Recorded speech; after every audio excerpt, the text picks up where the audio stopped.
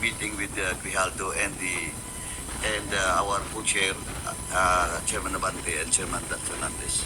So I will just use this affidavit, Mr. Chairman, the later part when we discuss the issue about the Grijaldo statement in the Senate, Mr. Chairman.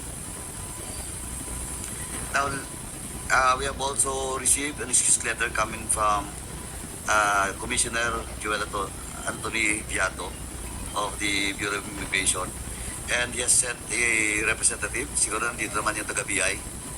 At the same time, all the documents that was requested to them to submit to this committee is already submitted, Mr. Chairman.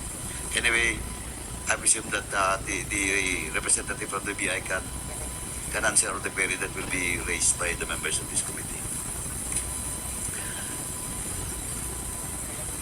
Now, Mr. Chairman, just for the information of the members of this committee, we have received a copy of the motion for certiorari with injunction by Police Colonel Grijaldo to the Supreme Court, and we have received a copy not from the Supreme Court, but of course from Police Colonel Grijaldo through his lawyer, Attorney J.P.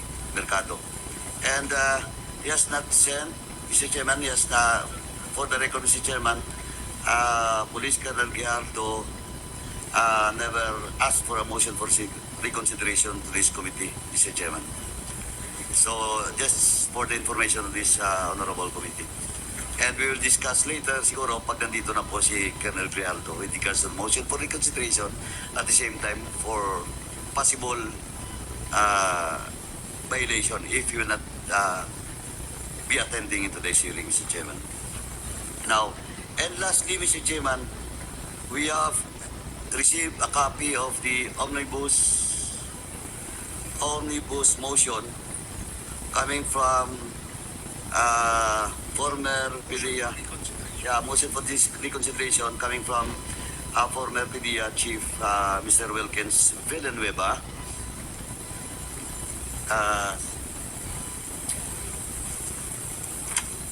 Makapal po. This is a 16 pages motion, and I will just take this opportunity, Mr. Chairman, that we have the COMSEC has informed me that we have a quorum today's in this hearing, and I hope we will discuss this motion by General Wilkins Villanueva, Mr. Chairman.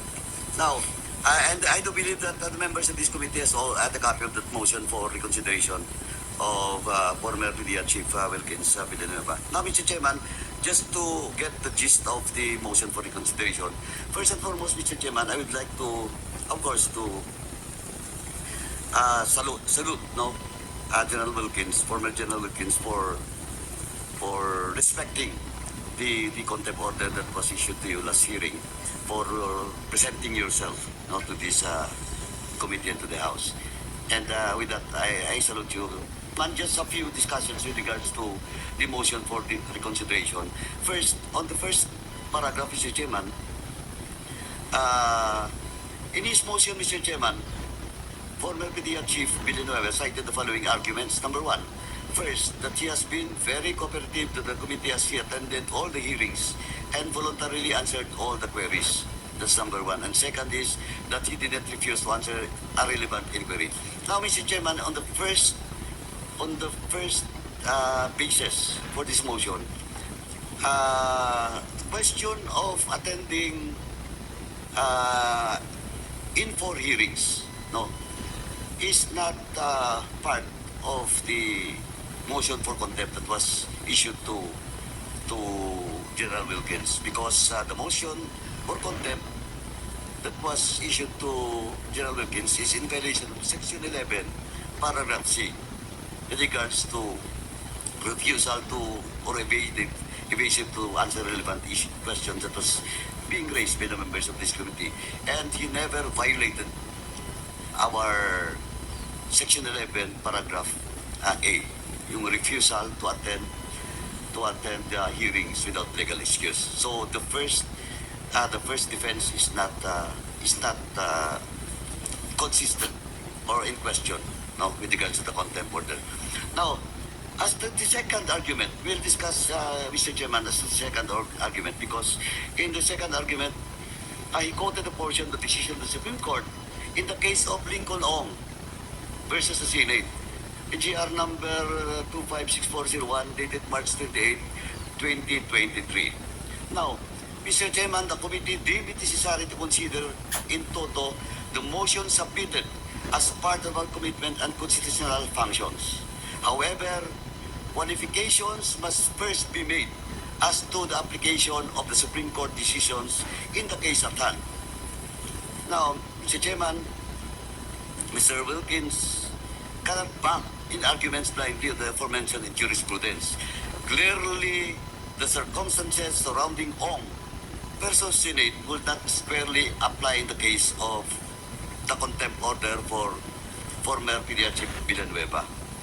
In the said case, Mr. Chairman, the court invalidated the contempt order by the Senate because of the denial of the due process when the Senate failed to give Ong the opportunity to explain why his testimony is not false and evasive. Now, and for the record, Mr. Chairman, former General Wilkins is present in 4 hearings, and he was given a due process at the time to explain.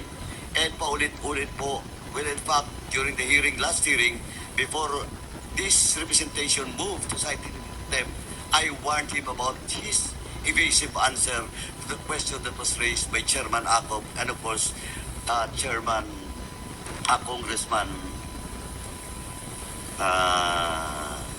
SDS Don Gonzales during the time, Mr. Chairman.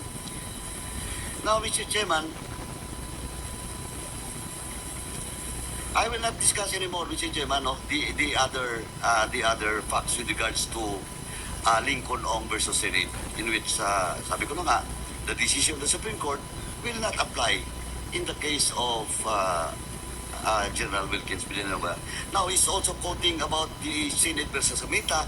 And like once again, Mr. Chairman, the Senate versus Sumita case with regards to Secretary Nyari is all about invoking the executive privilege that was invoked during the time. And it was the Supreme Court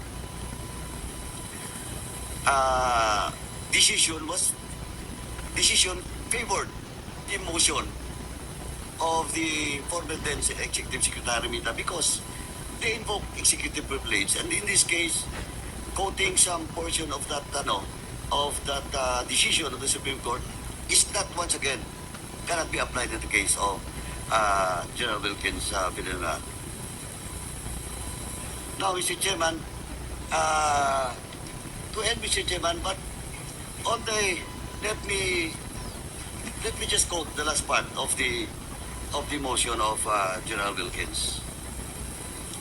Now, on page 14, paragraph 20, ito lang po, the movant regrets the misunderstanding may have arisen due to the long hours of hearing and the numerous topics discussed during the Quadcom hearing, and undertakes to continuously and voluntarily participate in the proceedings. Paragraph 21, Mr. Chairman, therefore, the movant appeals to the sound discretion of the Quadcom non-amply and respectfully ask that the Honorable Quadcom consider the totality of the circumstances and lift its contempt order against the movant.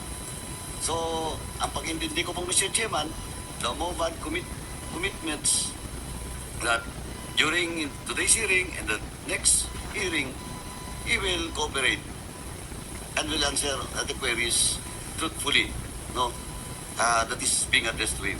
And again, Mr. Chairman, and for the record, and once again, I really appreciate this motion for reconsideration of General Wilkins. Attached here with, Mr. Chairman, the verification and certification against shopping forum. Unlike in the case of Colonel Grijaldo and some other guest resource person that was cited in contempt, instead of filing a motion for reconsideration in this committee in the House, they filed it in the Supreme Court for the refutes. But anyway, Mr. Chairman, with that, Mr. Chairman, I will not discuss anymore with regards to the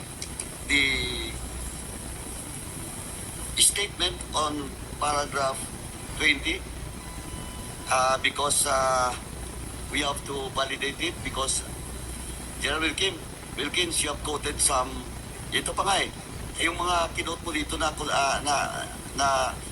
conversation in this hearing, ano ba to, saan na to galing?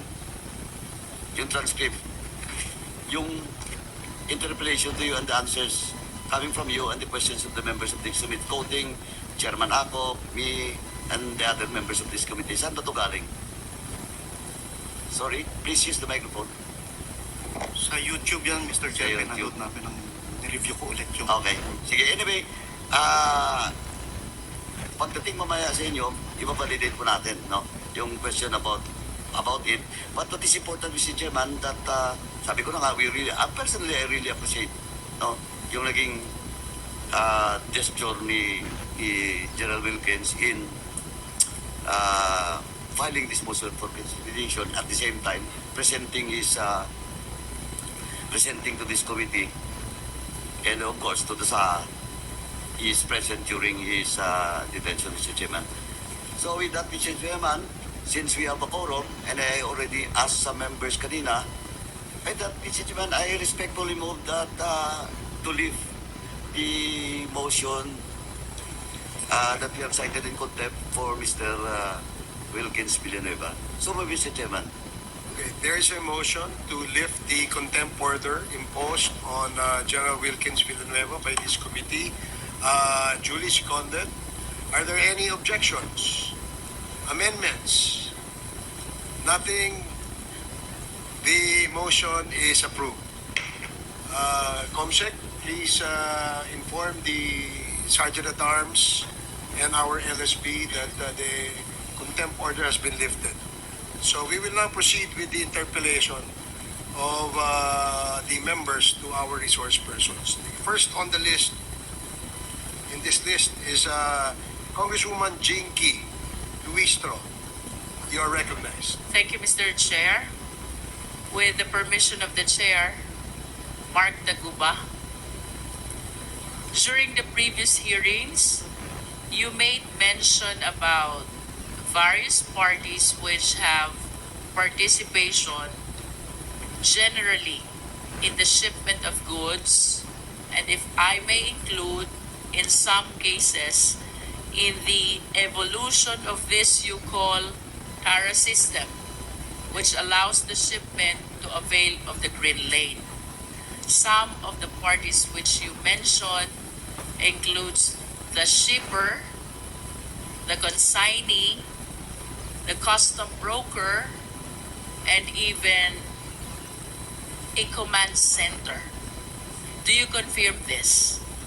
Yes, Your Honor.